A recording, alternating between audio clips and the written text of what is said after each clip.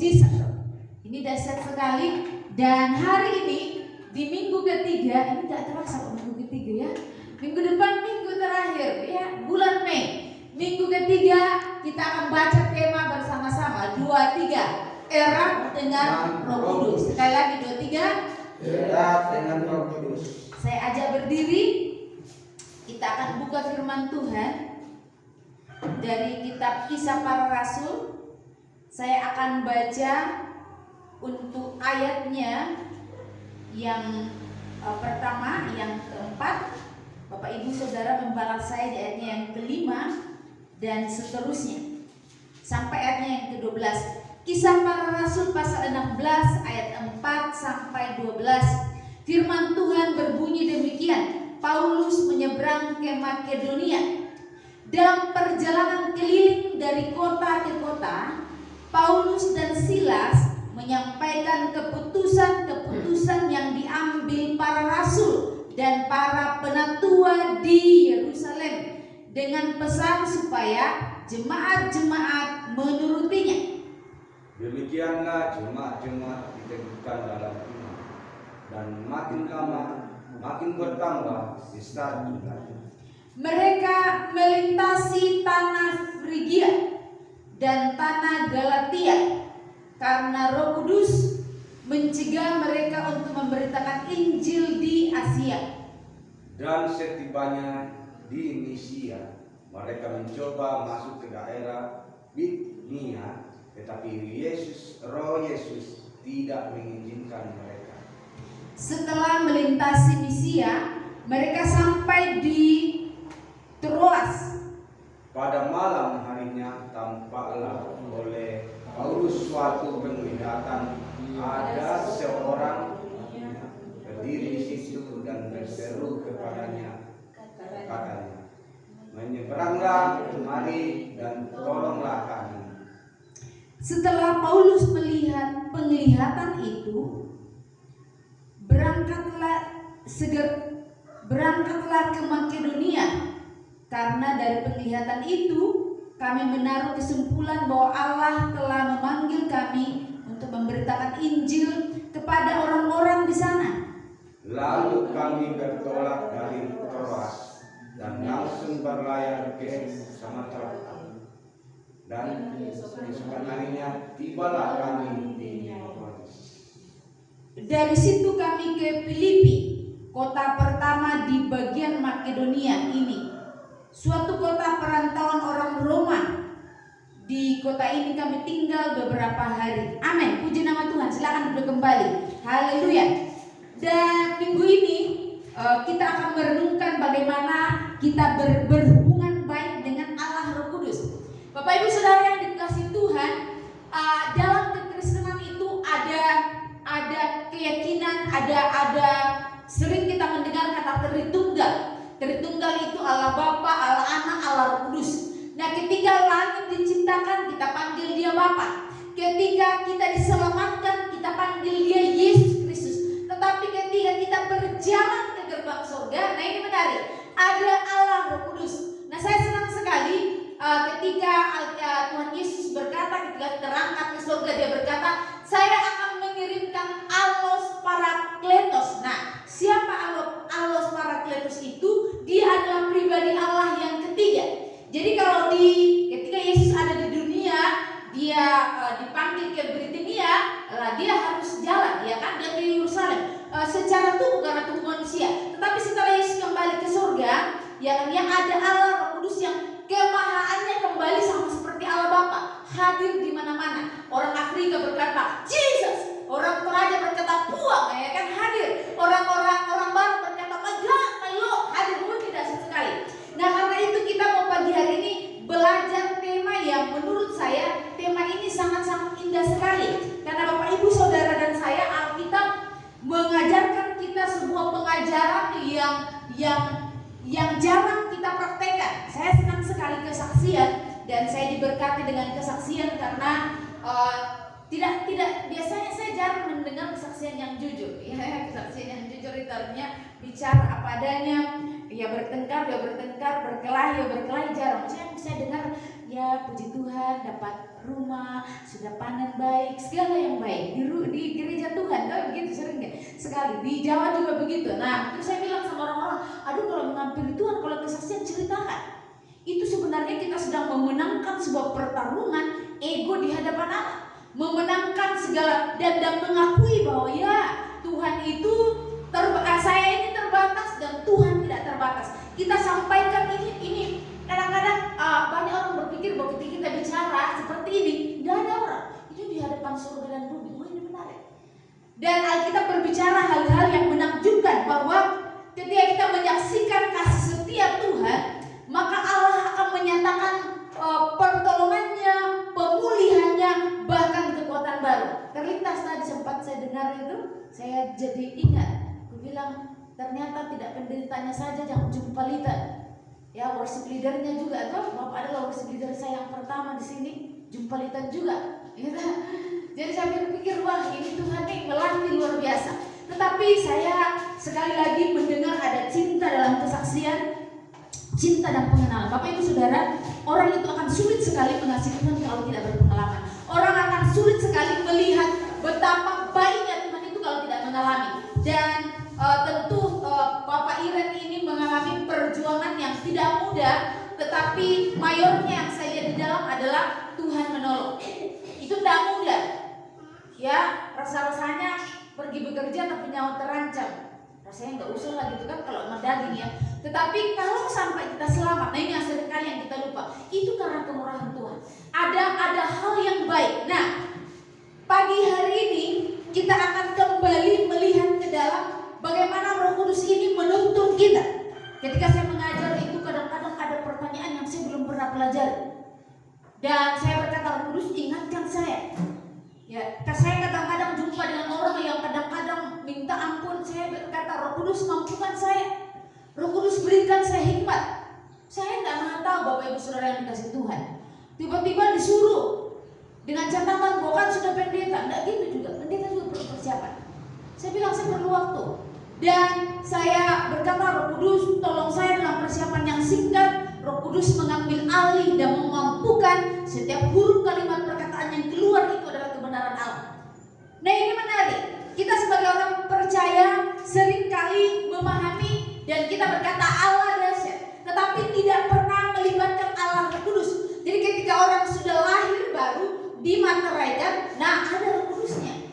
Roh Kudus ini memateraikan hidup kita sehingga kita kemana saja, di mana saja, pergi kemana saja ada Roh Kudus.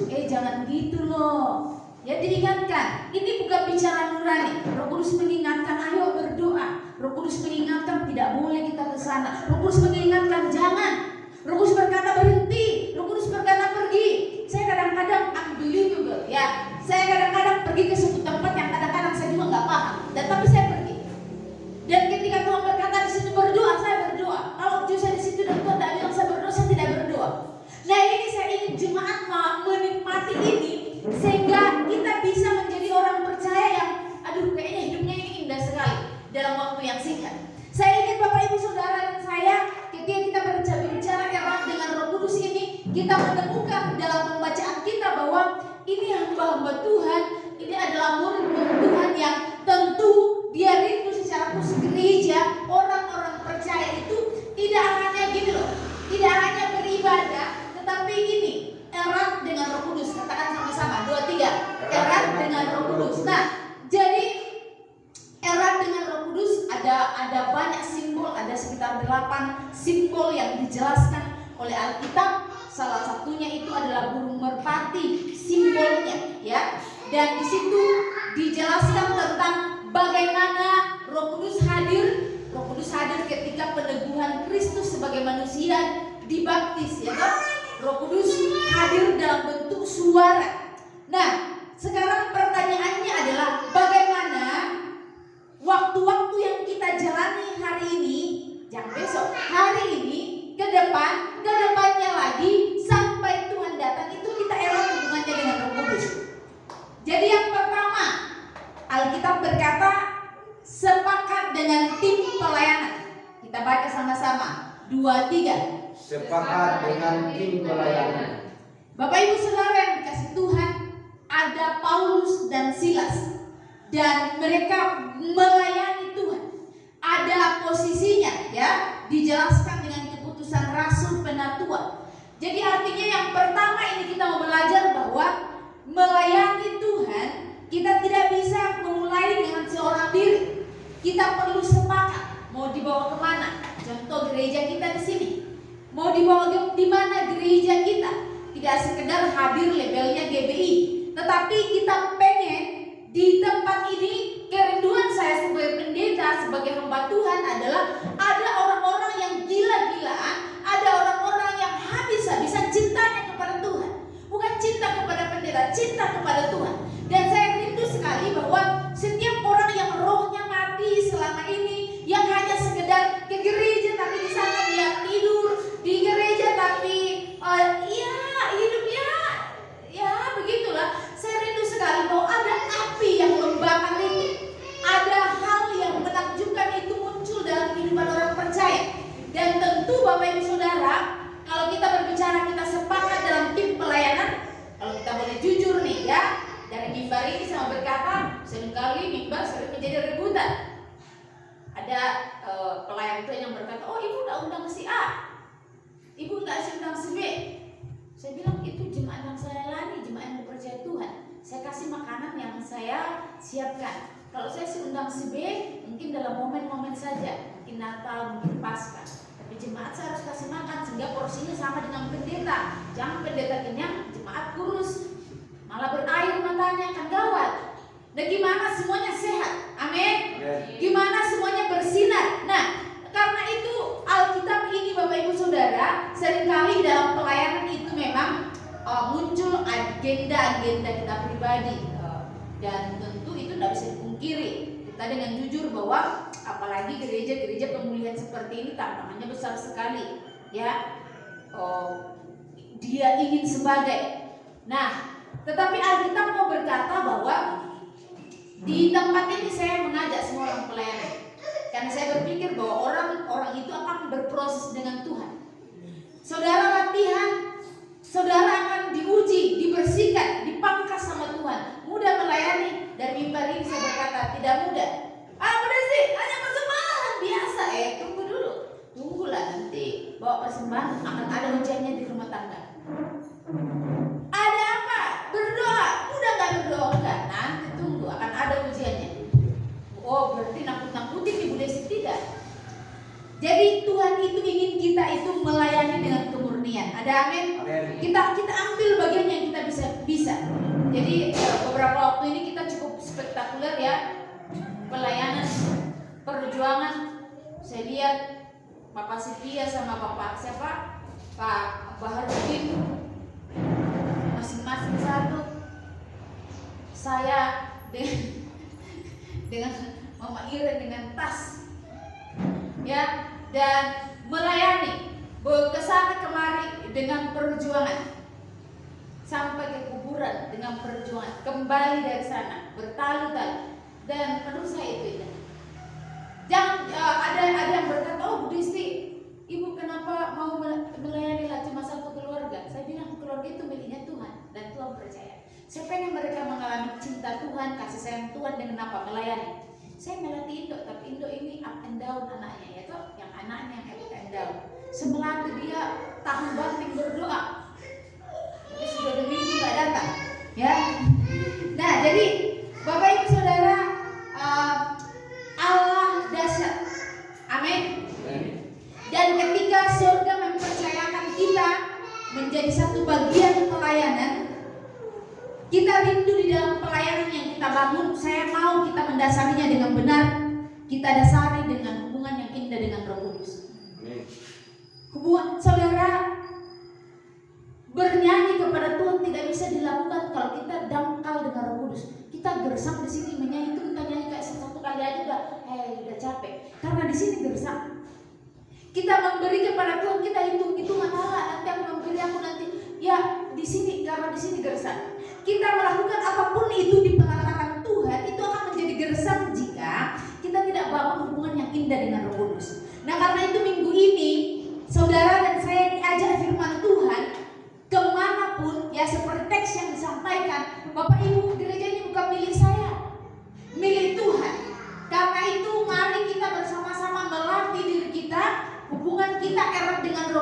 Ada amin?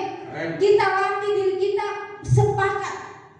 Ya, kita 4, 5, 6 orang tapi kita kompak, itu jauh lebih baik daripada 100 tapi gosip-gosipan, ya kan? Nah, jadi Alkitab berkata di dalam kesepakatan Tuhan bekerja, Tuhan mengabulkan permintaan. Jadi saudara bisa, ayo kita berdoa.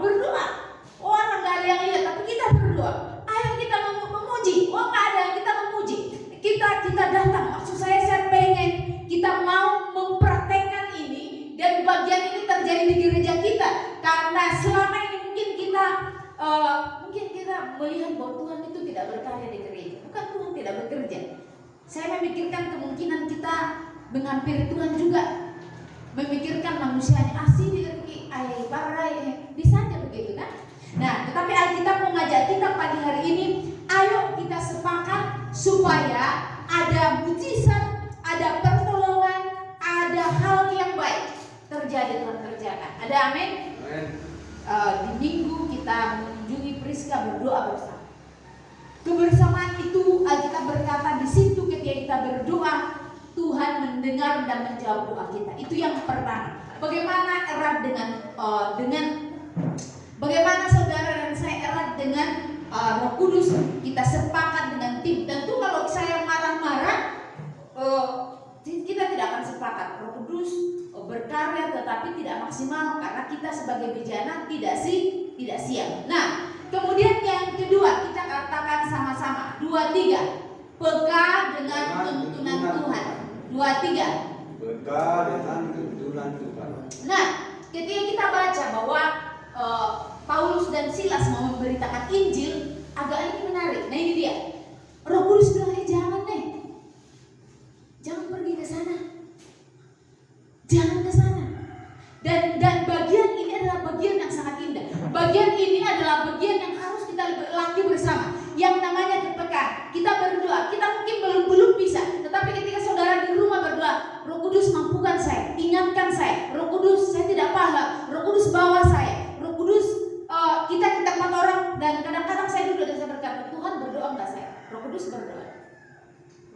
Saya berdoa.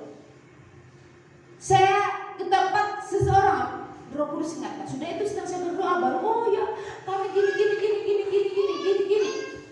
Dan saya sampaikan, itu Tuhan masih menginginkan keluarga ini kembali.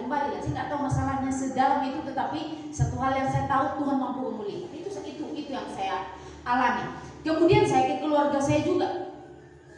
Saya lihat keadaannya semua baik, hidupnya baik sekali. Terus saya daging. Tidak usah berdoa. Tapi setelah saya keluar dari pintu, terus Roh Kudus tanya kepada saya, tidakkah engkau berdoa? Dan saya kembali, bolehkah saya berdoa? Nah, dalam doa itu saya menemukan tangisan, kesedihan, saja. Tuhan tuh dahsyat. Bagian ini indah Bapak Ibu, saudara, bagian-bagian hidup yang orang tidak diberikan kepada orang yang tidak percaya. Tidak ada jaminan orang di gereja mengalami hubungan yang indah dengan Roh Kudus. Saya mau kita alami. Tuhan bentuk hati saya, remukkan hati saya. Oh siap-siap lah. Di mana pelatihannya Bu Desti? Oh di keluarga, dalam perjalanan pribadi. Kan kita ke surga tidak boncengan. Oh bapakku ke surga, aku kata Iren. Wah bapakku naik sepeda ke surga, saya ikut. Nggak bisa Iren. Sorry kata Tuhan. Harus personal. Makanya Alkitab berkata satu orang diselamatkan. Artinya satu orang itu menjadi model Tuhan dan orang terhisap kepada kebenaran dan bangkit mengasihi Tuhan. Indah sekali. Jadi Roh Kudus berkata jangan. Beberapa kali ini saya masuk dalam komunitas yang kalau aku dengar memang gosip itu makin digosok makin sip. Dan saya berkata harus saya tanggapi. Roh Kudus ingatkan nggak usah ditanggapi. Kemarin ada orang saya tanya hal sederhana. Saya tanya dengan sopan sekali. Saya tanya bolehkah? Dan saya tersenyum. Pertama mau kubalas daging di Desi Samaria, daging bareng. Sudah itu Roh Kudus bilang untuk apa? Terus saya senyum. Makin tinggi makin ditambahkan dengan teman. Aku dalam hati Tuhan kan aku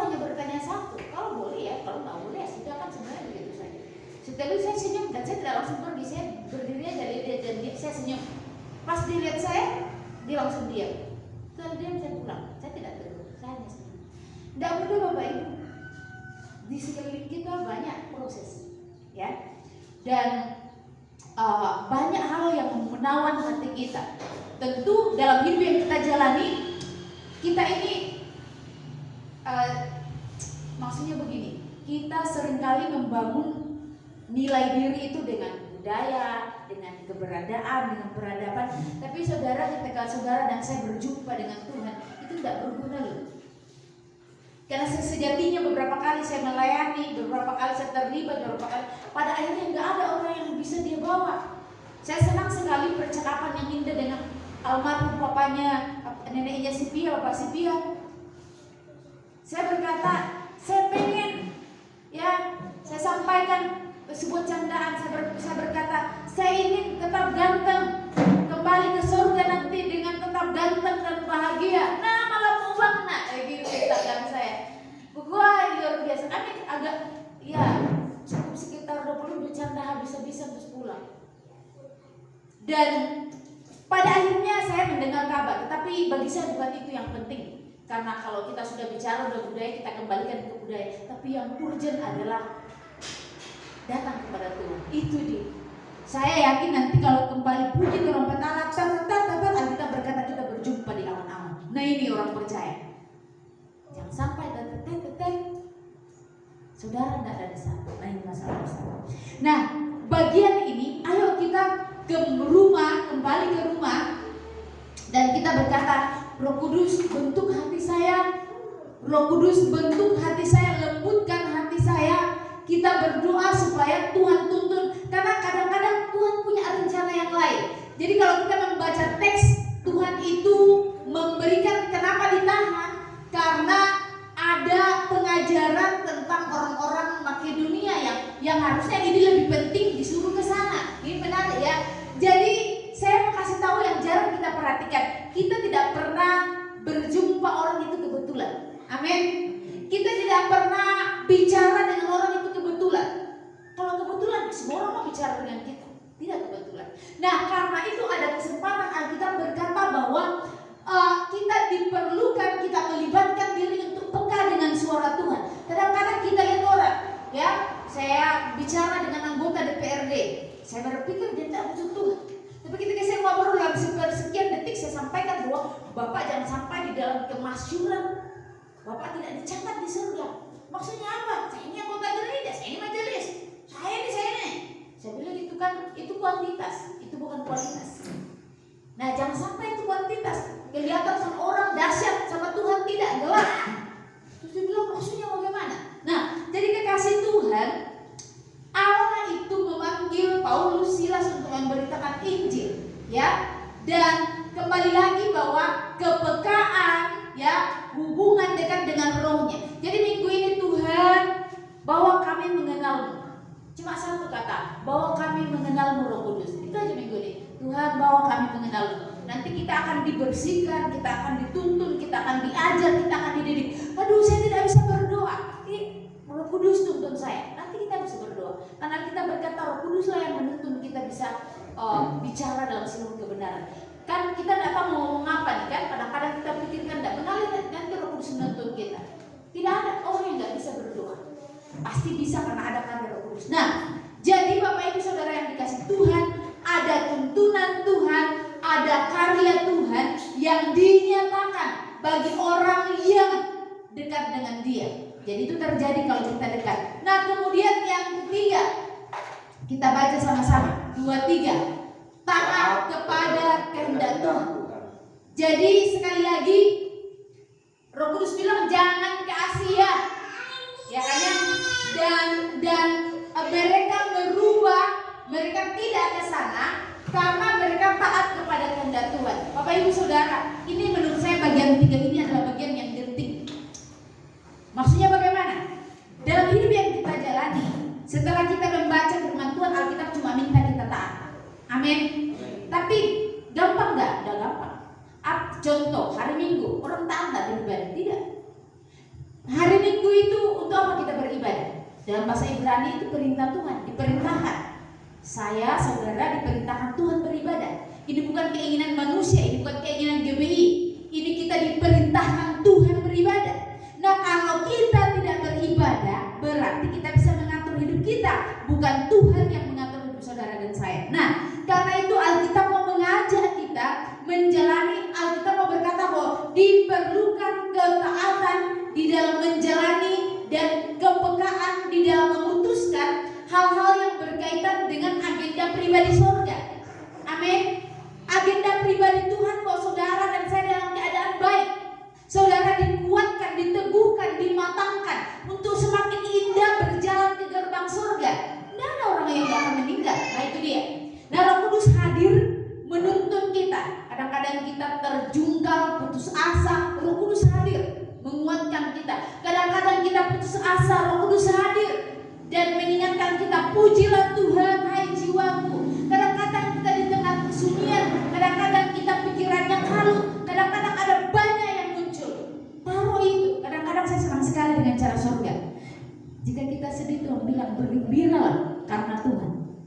Saudara, sedih gak ada di surga ya. Kadang-kadang mudah enggak kita bergembira kayak dia pergumulan bara. Tidak. Kita gimana caranya saya pergi pinjam kan begitu. Tapi saya ini pendeta saudara berarti gaya hidupnya mempraktekkan ini. Saya mengalami dan saya berulang kali mengalami, tidak hanya di sana, tidak hanya di Semarang, tidak hanya di Jogja, tidak hanya di Jakarta, di Bandung, tidak hanya di Lombok, di sini. Dan saya berdoa, thanks God, terima kasih untuk berkat Tuhan. Mahasiswa tanya saya, kok udah sih doanya begitu? Kan belum diberkati. Loh, itu kan iman. Kalau saya sudah diberkati, yes. Dan diberkati. Saya kadang-kadang memikirkan, dahsyat ya Tuhan ya. Kadang-kadang perkara sederhana, Tuhan saya merindukan ini loh Tuhan.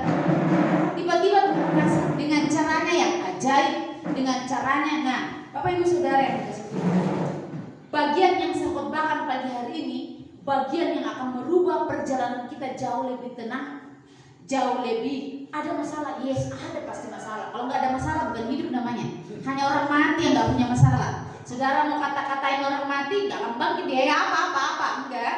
Saudara mau gosipin orang lain, dia bilang mati, dia bilang aduh, paling dia bilang aduh kok begitu, kasihan kamu ya. Jangan, aku susah nih ya. Dan ada banyak hal yang orang mati nggak bisa lakukan. Ya nggak ada, apa lagi coba? Seandainya dia berkata, seandainya saya bisa hidup lagi. Saya ingat orang kaya yang berkata, oh Abraham kasih tahu di Lazarus supaya turun ke bumi, masih banyak saudaraku. Abraham bilang nggak bisa dong. Di sana ada belum dikitabkan papirus ya, ada kitab para nabi, ada firman. Nah, jadi saya kasih tahu kabar baik Bapak Ibu Saudara. Tak enak sulit itu bombo dalam hidup. Itu kuasa kegelapan yang mengambil rupa nenek kita, kakek kita, bapak kita, nggak ada itu. Apapun motifnya, jangan suka diperdaya dengan kuasa kegelapan. Lazarus tidak kembali kan? Tak kembali dia. Tidak kembali. Kalau kembali berarti hal itu bisa turun naik surga. Nggak ada lagi ya. Jadi tidak ada. Alkitab berbicara yang ada manifestasi kuasa kegelapan yang merasuk, yang mempengaruhi kita, yang membuat kita menyesali. Biasanya kalau berkata, oh nenek saya tadi malam datang, saya yakin orang itu pernah punya kasus dengan neneknya. Dia tidak beres, dia tidak bereskan sampai neneknya meninggal. Dia tertekan dan muncul dalam mimpi-mimpinya. Itulah psikologi alam bawah tak sadar. Kekasih Tuhan, makin kesini kita memikirkan kembali bahwa erat dengan Roh Kudus ini bukan cerita dongeng. Kita erat dengan Allah yang akan menuntun kita dalam seluruh kebenaran. Bapak Ibu Saudara yang dikasih Tuhan, meskipun kadang-kadang ini kalau kita baca teks rencana Paulus dan Silas baik mau memberitakan Injil kan, tapi Roh Kudus berkata jangan ya, dan kita menemukan mereka mengikuti kehendak Tuhan. Nah, saya ingin ini menjadi bagian kita. Ini enggak Tuhan, saya kesini enggak Tuhan, saya ini menarik sekali. Jadi erat dengan Roh Kudus itu bersedia mengesampingkan agenda pribadi kita. Kita bersedia melupakan diri kita dan mencoba berjalan. Kita coba hari ini. Roh Kudus tuntun saya. Roh Kudus ingatkan saya untuk berdoa. Roh Kudus ajar saya. Ini menarik. Ketika saudara mungkin belum terbiasa saudara menyanyi, lembutkan lembutkanlah atau mengalirlah kuasa Roh Kudus. Jadi saya ingin minggu ini saudara latihan itu sampai saudara jiwa saudara benar-benar tertancap kepada karya Roh Kudus. Mengalirlah sampai saudara bisa berbahasa roh, sampai saudara bisa bermanifestasi dengan Tuhan. Saudara sampai, kalaupun tidak sampai kepada bahasa roh, itu artinya saudara terus melatih diri saudara supaya saudara karena Roh Kudus berkarya itu Roh Kudus tinggal dalam diri kita. Indah sekali. Roh Kudus tinggal dan menuntun kita. Roh Kudus, kalau Bapak Ibu Saudara, saya mau sampaikan, kalau Roh Kudus tidak menguasai hidup saya, bisa berkelahi saya dengan suami saya tiap hari jauh kan, bisa wah kamu bisa anak selingkuh, wah kamu bisa anak gini, wah kamu bisa banyak dengan siapa. Tapi setelah saya memperhatikan kebenaran, saya pagi-pagi saya deklarasi karya Tuhan. Dan ada teman saya datang nginap di rumah, dia berkata, Bu Desi, jadi saya menulis hal-hal terobosan 2024 dan beberapa part dijadikan nyata oleh Tuhan. Dia berkata, ini yang ibu deklarasikan. Saya bilang itu yang saya lakukan. Kalau ibu mau gila-gilaan dengan Tuhan, lakukan juga di rumah itu, tulis dan doakan tiap hari. Apakah surga tidak tergoncang kalau orang benar berdoa di depan Tuhan? Oh iya ya. Saya bilang jangan, dengan Tuhan itu imut-imut aja imannya besar, harus besar. Karena menurut saya kalau kita mengikuti kehendak Tuhan, dan perjuangan artinya kan segala sesuatu tidak mudah, tetapi Tuhan ketika mengajak kita bertarunglah, amin. Ketika Tuhan mengajak kita larilah, ketika Tuhan mengajak kita berhentilah, ketika Tuhan mengajak kita ayo berjuang, ayo jangan lelah, maju, kita ada di sana dan kita berkata terima kasih Roh Kudus, terima kasih. Ketika saudara susah menangis, saudara di kamar berkata, pujilah Tuhan hai jiwaku. Tuhan, banyak pikiranku A, B, C, D, F, G. Tidak sanggup Tuhan, otakku kecil. Tuhan tolong saya keluar. Apapun kebutuhan pergumulan Tuhan tolong. Amin. Saya sudah melewati proses itu di Semarang. Saya di sini dan itu saya tidak khawatir dengan hidup. Maksud saya begini, ada pergumulan pastilah ada. Kalau nggak ada, tidak mungkinlah kita hidup ya. Ada masalah ya, kadang-kadang masalahnya lebih tinggi dari tinggi badanku. Tetapi saya selalu berkata, lagunya menarik. Aku punya Tuhan yang besar. Oh itu kalau saya nyanyi, thanks God.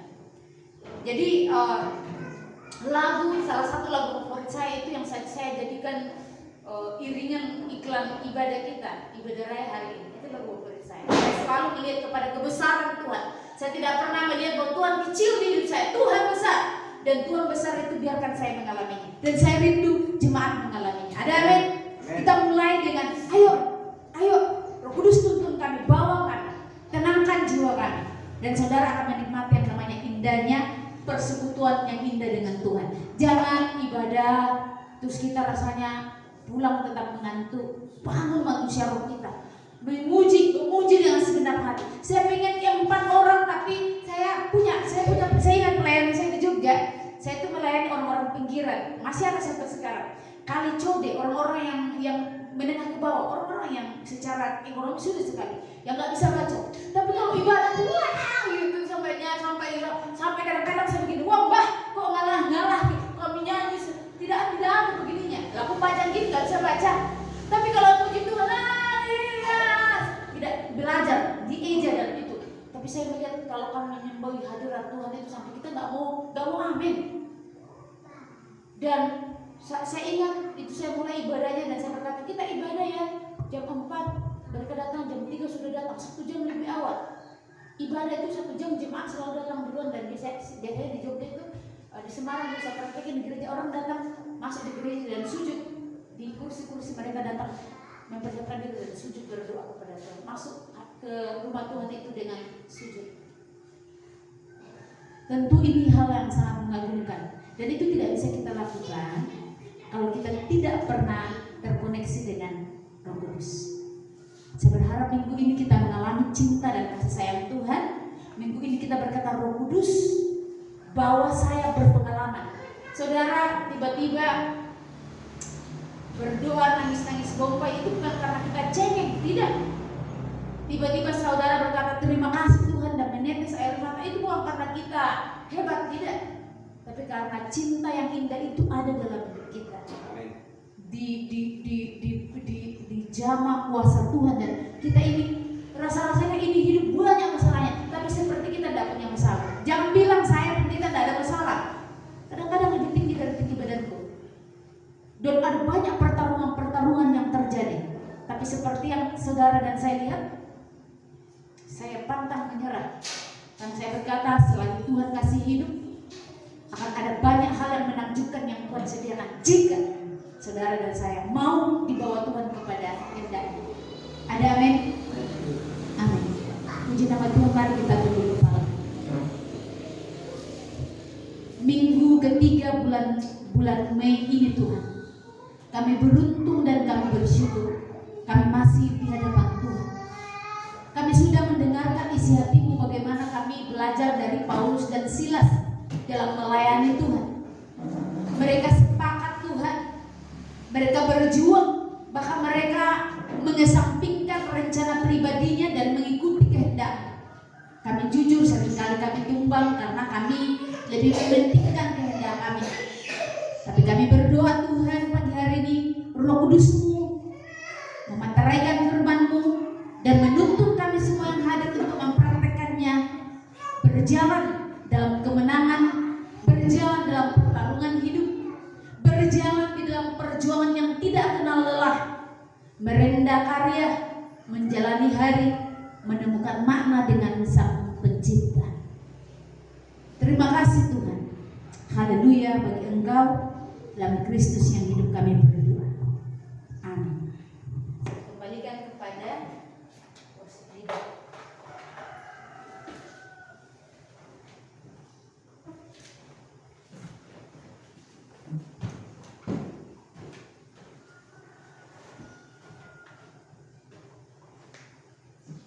Firman Tuhan yang luar biasa ya, firman-Nya. Kita diajar untuk selalu taat ya. Ya, terima kasih. Kita akan masukkan persembahan. Sudah kita masukkan persembahan, mari kita satu di dalam doa. Bapa yang baik, terima kasih atas berkat yang kami pegang saat ini, yang kami mau persembahkan bagi Engkau. Ajar kami bersyukur, mengucap terima kasih oleh karena berkat Tuhan yang melimpah Engkau. Berkati tangan-tangan yang memberi persembahan dengan sukacita,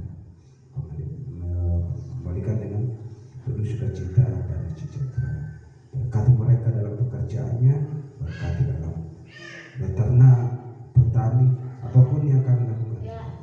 Tuhan tolong berkati kami. Dalam nama Yesus kami mau berikan persembahan dengan sukacita. Haleluya, amin. Kita nyanyikan satu pujian. Bawa korban dulu. Persembahan dijalankan. Bawalah korban syukur.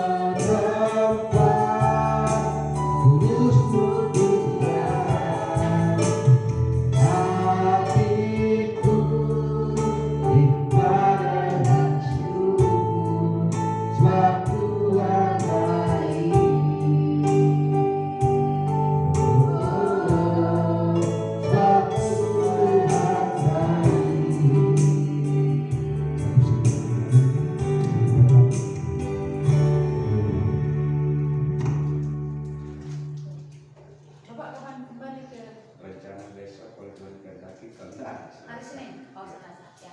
Baik, puji nama Tuhan. Selamat pagi. Pagi. Puji nama Tuhan.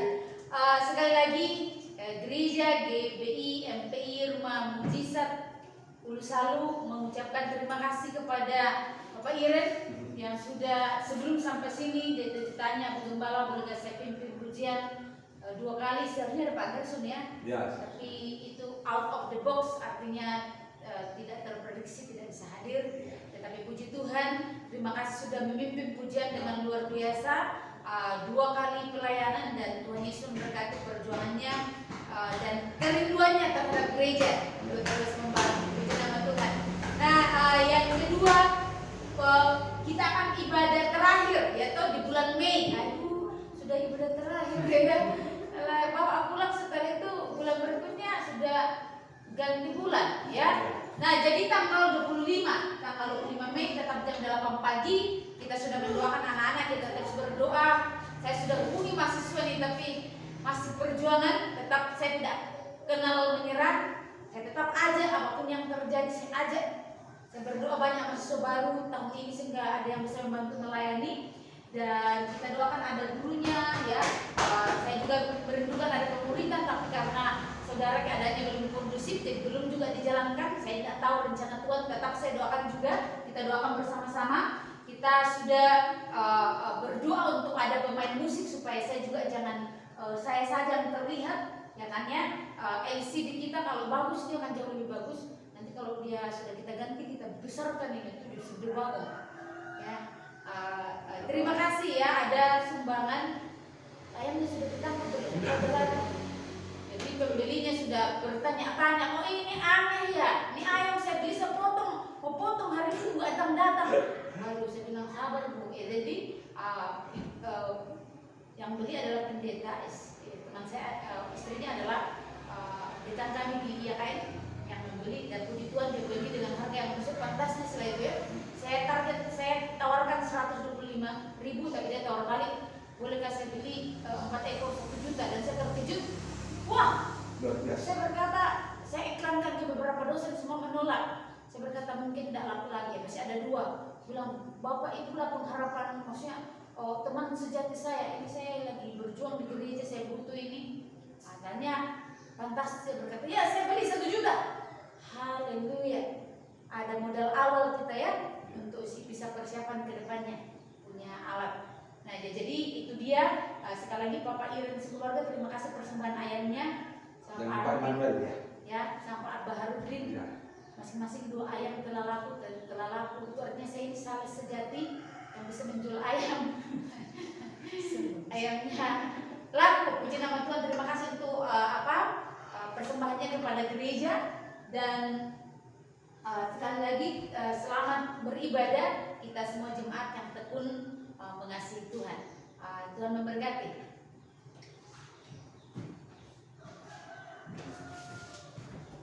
Tuhan, sebelum kita mengakhiri ibadah kita, mari kita bangkit berdiri bersama-sama ya. Kita nyanyikan suatu pujian.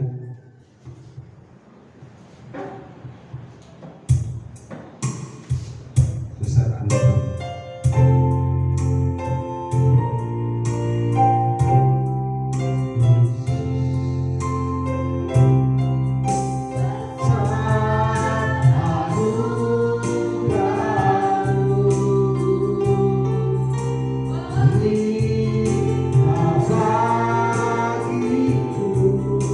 itu